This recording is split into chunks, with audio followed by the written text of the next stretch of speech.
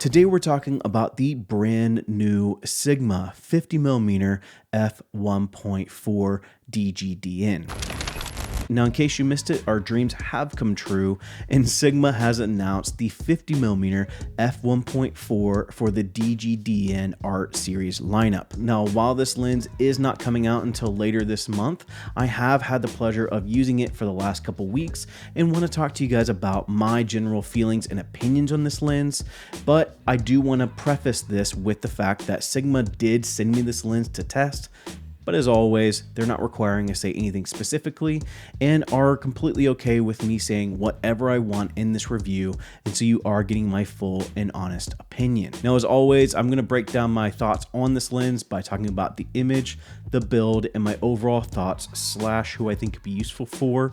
And let's start this review by talking about the image. The lens, just like any Sigma lens, is really clean and sharp, giving you that more neutral feel, giving you that ability to have kind of a blank canvas to work with, but also giving you a really appealing image. And just like we've come to expect with Sigma lenses, the performance is really good even when the lens is wide open. And mixed in with the 11 blade rounded aperture, that does also give you really nice, clean, smooth bokeh for, again, really awesome subject isolation. Now, again, with the f1.4, that does give you some really good performance in low light. A lot of the indoor stuff that you're seeing in this review was done with all natural lighting. Now, this lens does have the new HLA autofocus system that we saw with the 60 to 600mm sport lens. And so the autofocus is going to be really snappy, and trust my word on it, because I am using an FPL, which does have phase detect autofocus. Now, I do want to mention that you might see some chromatic aberration with this lens,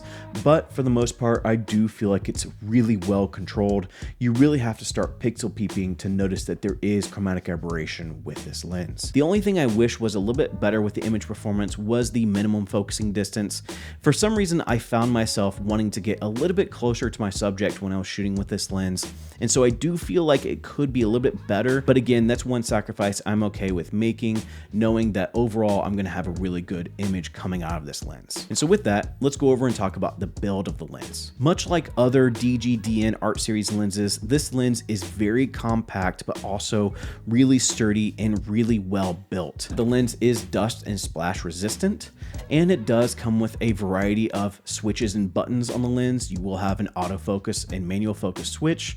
You'll have a focus hold button. Again, just like other Art Series DGDN lenses, you will have a physical aperture ring on the lens that can be declicked with a switch that's right below your focus hold button. And you can also put the aperture ring in auto, which is going to give you the ability to control the aperture through the camera. And you can lock the aperture ring in auto with the lone switch that's over on the right side of the barrel. Okay, I've tried to record this part of the video like 4 different times, and my audio recorder keeps on dying, and I probably should have figured out it was a battery, but we're just going to continue on. So overall, great build. Let's go. So let's go ahead and talk about my overall thoughts and who would I recommend this lens to. Now, overall thoughts, I freaking love this lens. I love 50mm. It's such a versatile focal length, and then paired with the f1.4 and just the overall image that you get from Sigma lenses. I love this Sigma look. I've invested my personal money into Sigma lenses because of the look that Sigma lenses give you, and that will be the case with this lens. And again, I love every bit of that for that reason. And so for me, who I'd recommend this to is really anybody that's looking for a solid, versatile prime lens. If you're looking for a prime lens that is really fast and offers a really good image quality at a reasonable price, this lens coming in at $849 and offering the image quality that it does, it is such a good value lens. And for that reason, if you're somebody that is more on a budget and you're looking for that prime lens that performs on a very pro level, I would absolutely take a look and check out the 50mm f1.4 DGDN from Sigma. And so that's it for me. I hope you guys enjoyed the video. If you did enjoy the video, make sure to give it a like. And if you're digging the overall content from the channel, consider subscribing. As always, thank you for joining. Go and find your journey. Go embrace life.